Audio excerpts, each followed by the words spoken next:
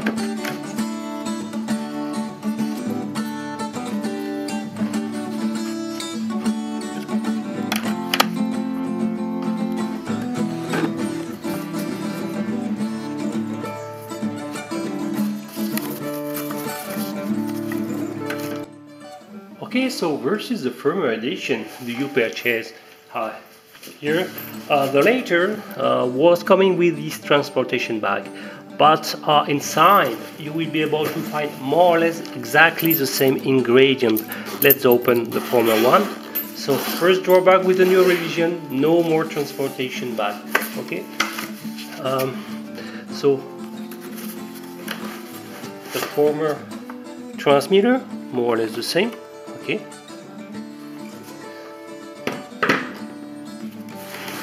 The quadcopter itself, well, I modded to connect to mission planner, but we will see there is some small difference, whatever.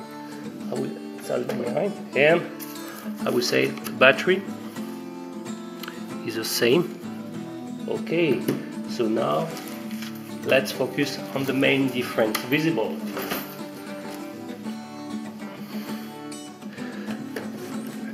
From an external point of view, the two quadcopters are strictly identical. They are using the same, exactly the same canopy, same time of 22 brushless motors, same body, same legs. Okay, everything is the same battery, exactly the same 5400 3S LiPo, rated 10C. Okay, so maybe it's a little drawback. The former edition was not including storage mode in the battery. Okay, it comes with this proprietary connector. Okay, exactly the same with the new model. Let's compare both the battery. Okay, exactly the same. No visual difference, except that I've got a sticker. Well, maybe I will check if this one they update the firmware to engage an auto storage mode.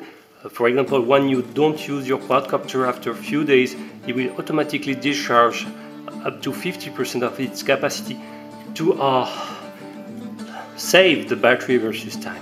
Okay, but in external point of view, they are strictly identical. Okay, so for example, the weight of the new battery for this 4,400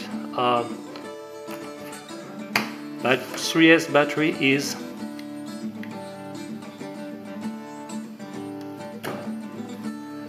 356 grams, so pretty heavy, but it's a large capacity, versus the former one was 364, so 4 grams of 6 grams more lighter for the new revision. Okay, let's continue the comparison. here is the gimbal. As you can see, they are strictly identical. Well, in fact, in that true, the electronic install is completely different. One of the major drawbacks, and as you can see with the firmware edition, you didn't have any gimbal port connector. It means that when you crash it or when you want to do some maintenance, you were obliged to disassemble everything to access. Okay, that's the main problem. More to do some maintenance, had to cut the top plastic canopy to done some soldering drum, etc. So it was a complete disaster in terms of connection. Now they improve a little bit the situation. As you can see now, you have the main gimbal connector here, and you can find on the bottom part of the quadcopter. This is the main gimbal connector. So it's pretty good news for maintenance. You just need to disassemble, remove your 4 dampening balls to disconnect the main gimbal connector, and voila. More, they open a little bit the upper canopy plastic cover, okay, to first of all to access to this gimbal port. And well, I saw an extra connector here. I don't know what it's used for, but I don't see any plug to change the firmware or to connect this gimbal to any gimbal software. So maybe it can be used, or it's just a serial link to flash a new firmware. I don't know if you can see, but on mine they even upgrade after their new revision. They cut a bit here and they had this cap. I guess this extra cap is here to filtering out all the OSD display problem for the first edition. One of the main problem of the first edition, you have some OSD flickering image that all the time your image, the OSD information was flickering on screen. It was really pretty annoying. And a second major problem I would say for this gimbal, especially with the 4K camera, you had some auto shutdown for the recording, auto start recording. It was every 2 seconds or every second, you have this recording, stop recording, start recording, stop recording, and so on. So you have a lot of fragment of file. It was completely unusable. I guess it was a problem of the power of all the gimbal and the camera unit. Maybe it was lacking of amount of current or something like this. And I guess these caps will helps to solve the problem. Of course, I will paying a lot of attention of this problem. Anyway, the combo gimbal plus the camera. The camera actually is a 4K camera. Is nothing else than the Firefly 6S. Nothing else like the you can find in the firmware. But anyway, the new version weighs 230 grams, I would say. So it's a pretty light for a 2D gimbal with a 4K camera, so it's a good point. I like the dampening bolts, okay? So that's their new novelty with the new one version versus the Chase. Observe another difference containing the compass. Look, the firmware edition. This red wire was the compass at the end, and this one was protected with a metallic casing. Well, it's a compass, so very sensitive to interferences and magnetic. So install something in metal will of course create some problem with the compass. Now they release all the room around and they just install the compass. So I guess the position hold and altitude hold will be positively impacted with this by this absence of this metallic casing. Okay, so it's less protecting against shock, but it will be more accurate for the positioning. What are the other physical difference?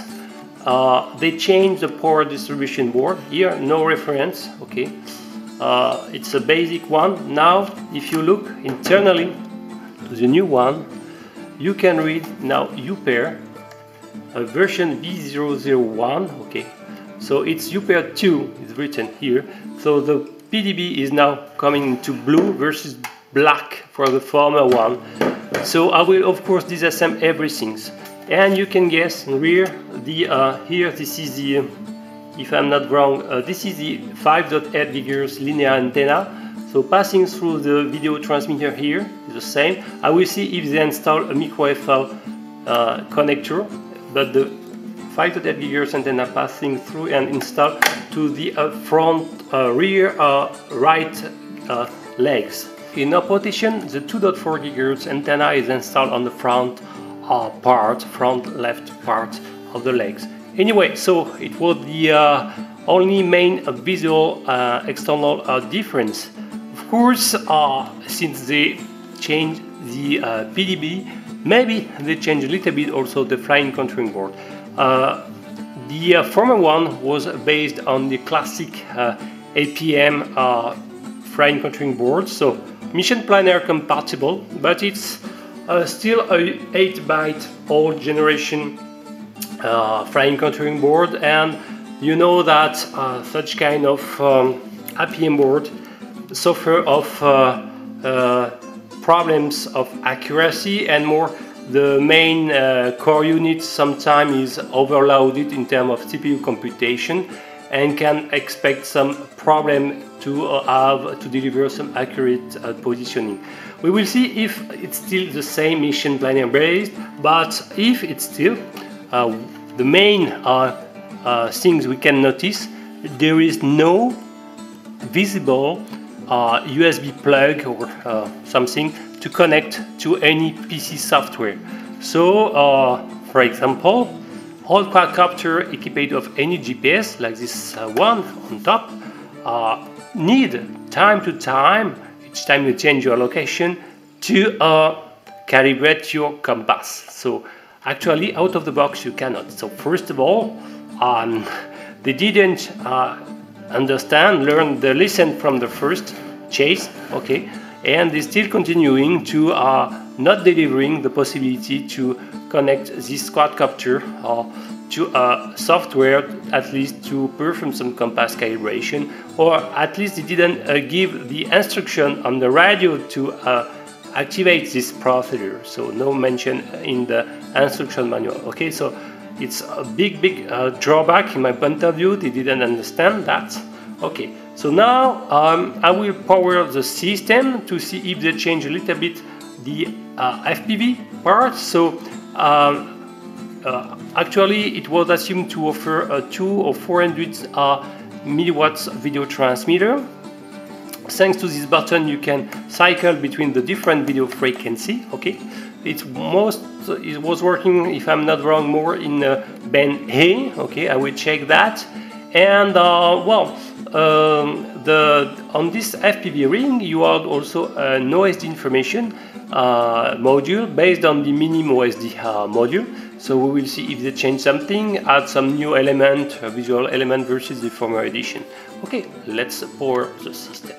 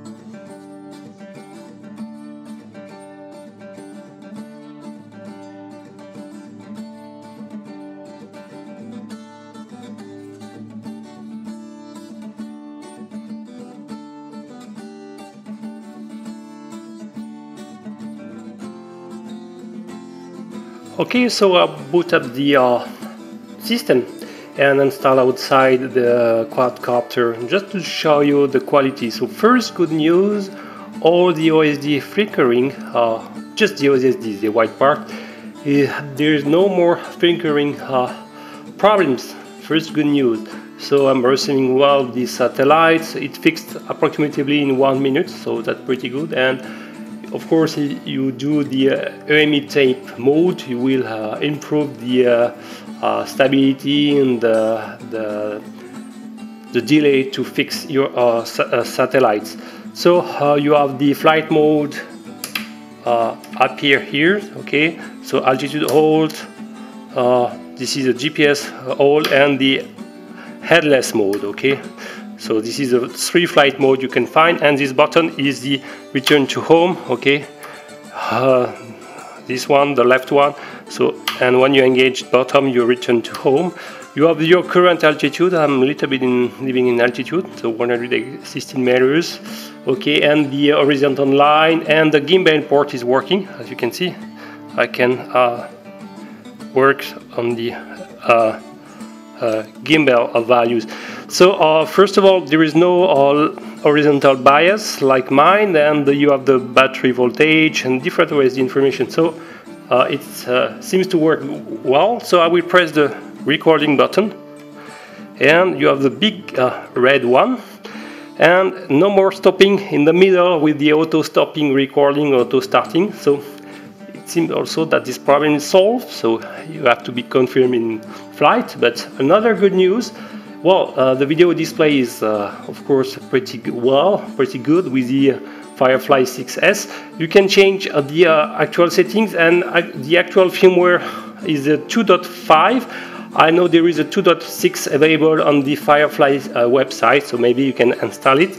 Maybe you have to change some option. For example, there is a file maximum duration of 5 minutes. It means that every 5 minutes it will split the recording in different files. So if you want only one, you can turn off this option, because between each file you have 1 second of covering, overlapping between. So it can be a problem during your video editing. Anyway, the FPV ring seems not bad. Another problem, I will say, that you still have a black FPV screen when your video signal is weak. So the 7-inch FPV monitors have not been flashed with the FPV-friendly firmware, and also no button, for example, to set the brightness, the contrast, and so on. So it's a little bit a problem. It's a very basic FPV monitor. Well, in more or less shadow condition, you can still see it very well, but in strong daylight, you have some reflection on it. So could be a problem. At least you need to install, you design your own sunshade and to install on it. But I will say that 2 major drawbacks for the FPV part have been solved. Okay, it's already a good news.